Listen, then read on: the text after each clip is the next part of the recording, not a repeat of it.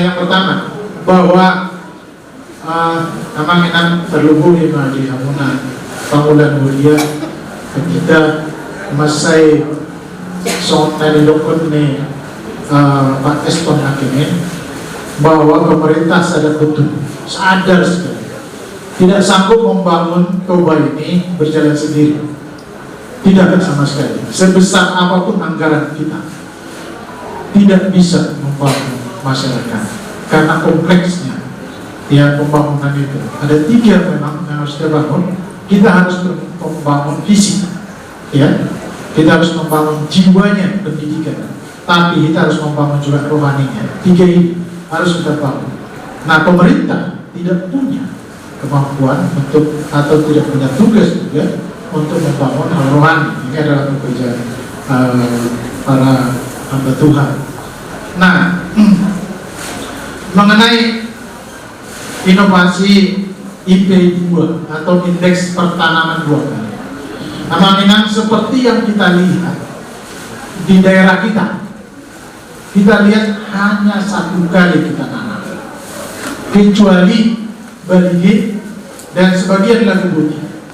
Kalau kami Silaet, Kecamatan Silaet, Sikumpar, Porsea, sebagian taburi tanam ikan, Huluan, terus sampai ke Haji Bata, masih 1 kali. Sedangkan daerah yang lain itu, contohnya Padang Sidempuan, sudah 3 kali. Musimnya sama musim kita. Nah, akibatnya kita tidak bisa bebas atau lepas dari kemiskinan tadi. Kendati pun firman Tuhan katakan bahwa kita sudah dibebaskan daripada itu, tapi kita harus gunakan hikmah. Kita harus gunakan pendidikan, pengetahuan. Tidak bisa kita lepas dari ini kalau kita tanam hanya 1 kali sawah kita. Karena sekarang ini padi hanya bisa di Toba ini 6 ton per hektar. Katakanlah kita punya ilmu pengetahuan, bisa kita naikkan jadi katakanlah 7 ton, ya, atau 8 ton. Hanya bisa nambah 20-30% dari pendapatan kita. Nah, ini tidak akan bisa melepaskan masyarakat dari kemiskinan. Sedangkan di Toba sekarang ada 14.000 kakak yang menerima BLT, yang menerima bantuan dari pemerintah. Kita tidak bisa biarkan ini. Memang ini nggak populer, Pak. Tujuan saya bukan kampanye untuk 2024. Ini nggak populer. Malah saya diserang sana sini bagi bibit, karena yang menerima ini adalah masyarakat, bukan LSM. Masyarakat menerima, ketika dinikmati masyarakat ini, masyarakat tidak pernah ngomong. Saya tahu itu.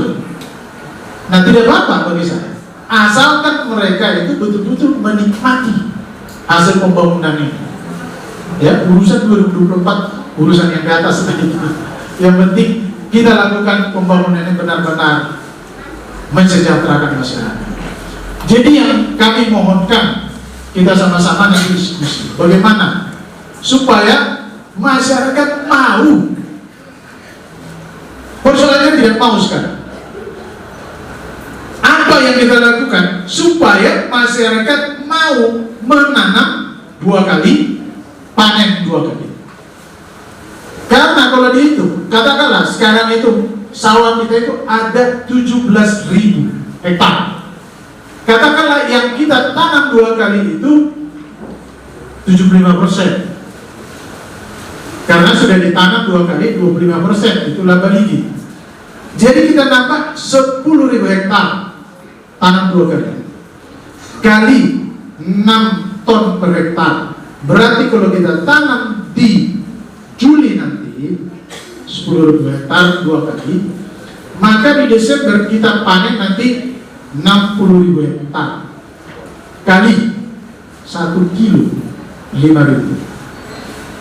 Berapa pendapatan masyarakat pertama? 300 miliar. Kecil kayak itu? Besar. BLT yang kita kasih ke 14.000 orang itu, dihitung-hitung mana kadis sosial di sini? Ada? Tidak ada. Oh, Muslim, ya betul Pak Sirai. Nah, 30 miliar Pak, dihitung-hitung. Maka kalau kita mau kerja keras, nih pilih, mau kerja keras, dapat 300 miliar.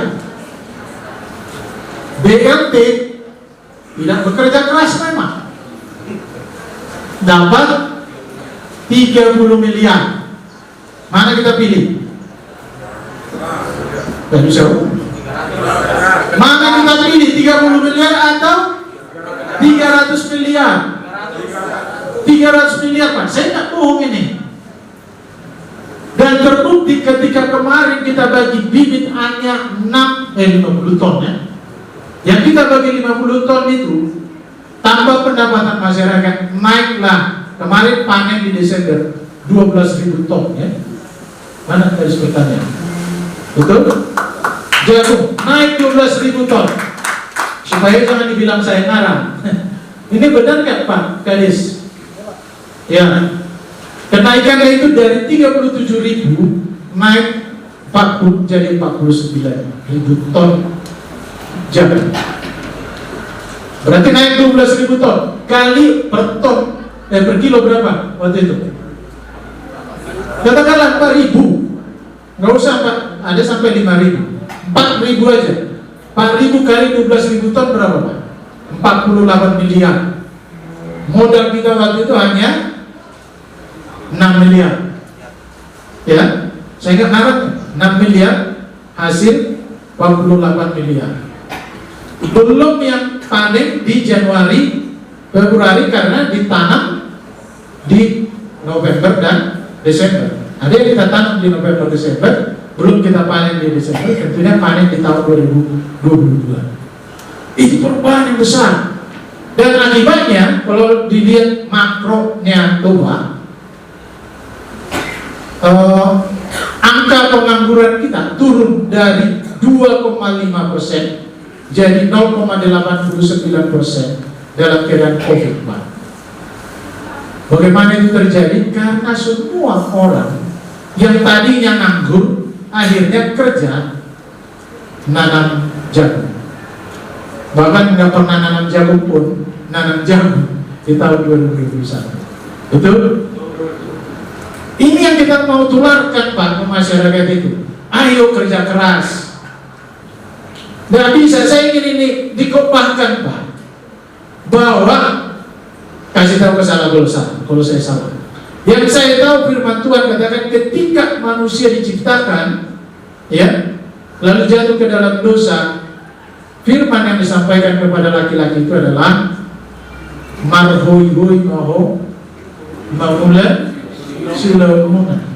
Sekarang kalau kita hanya dapat BLT, bisa nggak kita kaya? Tidak, karena Tuhan sudah bilang nggak bisa dihapus itu.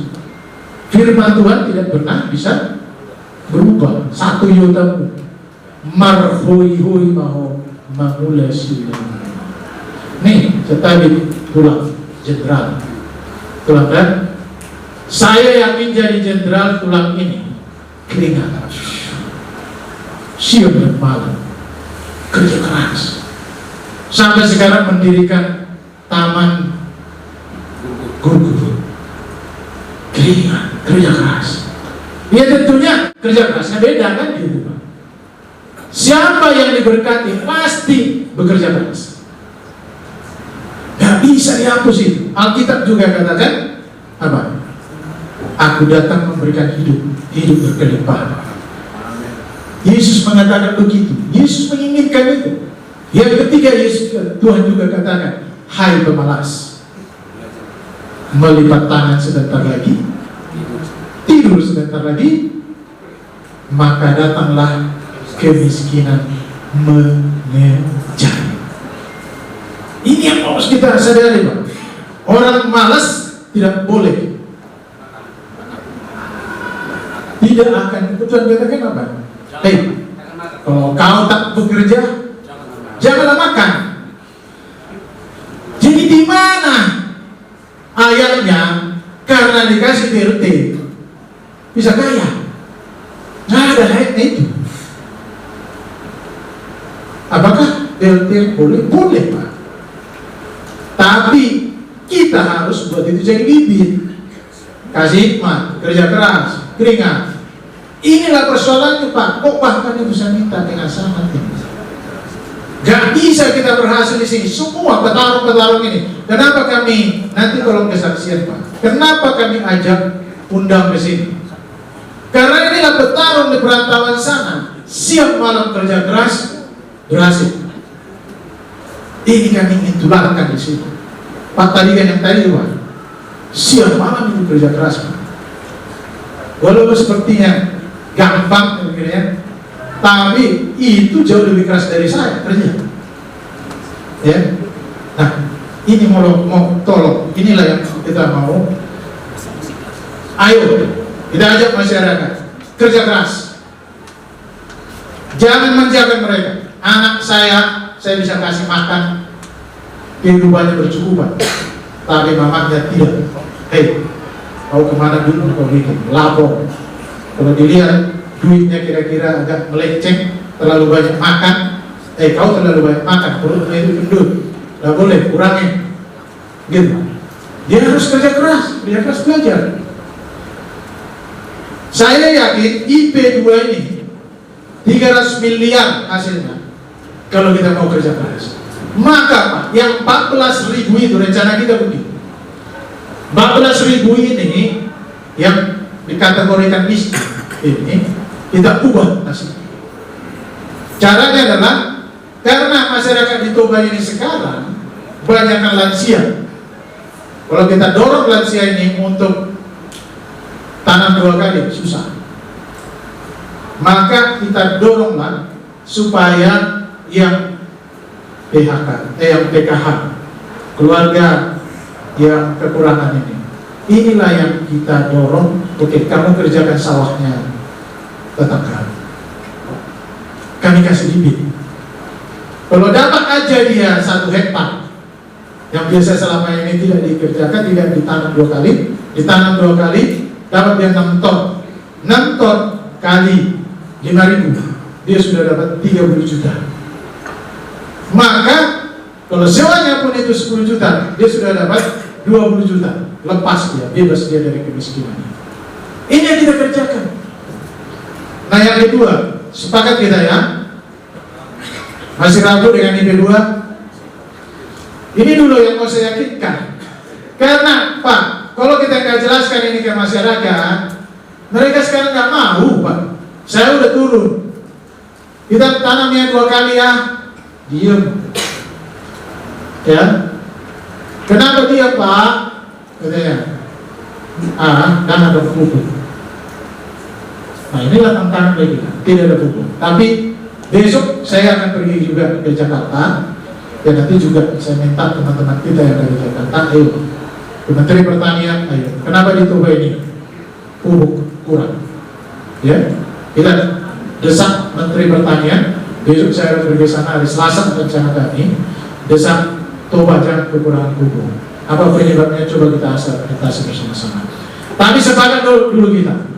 Maukah kita laksanakan, sukseskan IP2 ini, bapak-bapak, ibu-ibu, pendeta dan seluruh hadirin yang ada di sini? Setuju. Setuju? Setuju. Mau lihat deh. Kami hanya sebenarnya menyampaikan bahwa dalam rangka pelaksanaan intensitas pertanaman 2 kali tahun yang lewat, kita sudah buatkan program yaitu pertanaman jagung untuk lahan sawah, dan itu sudah dapat menambah pendapatan petani. Dan perhitungan kami sampai dengan saat ini, setelah adanya pertanaman jagung dan sosialisasi yang lainnya, kita sudah yang selama ini indeks atau intensitas pertanaman di Kabupaten Toba di lahan sawah sekitar 1,22 sampai 2,25. Saat ini setelah kita hitung dengan pertanaman jagung yang dilaksanakan tahun yang lewat, kita sudah sampai di intensitas pertanaman lahan sawah sekitar 1,59%.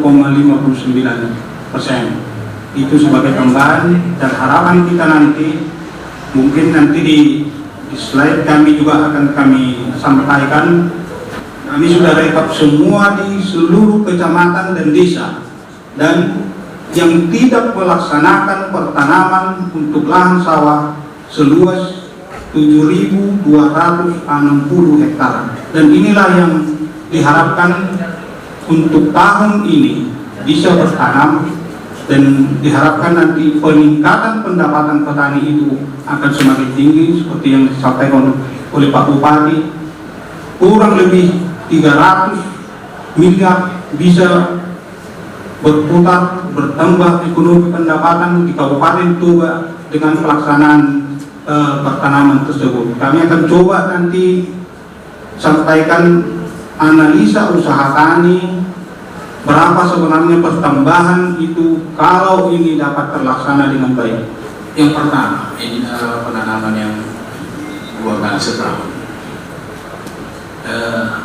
Fokus saya lihat di sini karena saya tadi melihat Bupati memaparkan dari sisi ekonomi, dan saya setuju dengan perhitungan itu. Tapi kita juga harus mencermati dari segi lingkungan, dan kemungkinan Bapak dari pertanian sudah membuat analisa penanaman begitu, jadi bagaimana kosnya dan lain-lain. Tetapi kami perlu mengingatkan, jangan karena ekonomi kita jadi mengeksploitasi lahan. Dan di huluan sampai saat ini bagus, saya rasa bagus.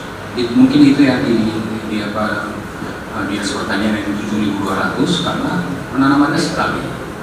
Tetapi lahannya tidak terlantar, itu menjadi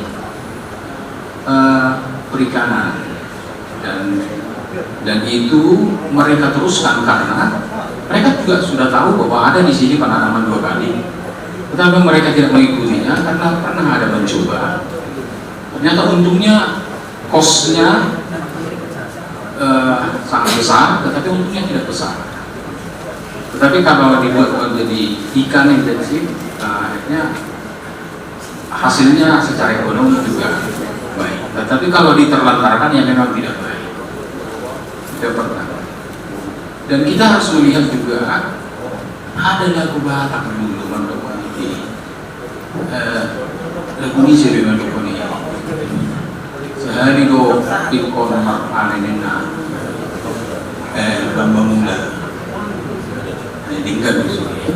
Nah, itu perlu ada filosofi. Kita ini sudah lama hidup dalam pertanian. Justru yang merusak pertanian kita karena ada IR dan yang datang dari luar dan yang itu menurut saya perlu kita cermati. Dan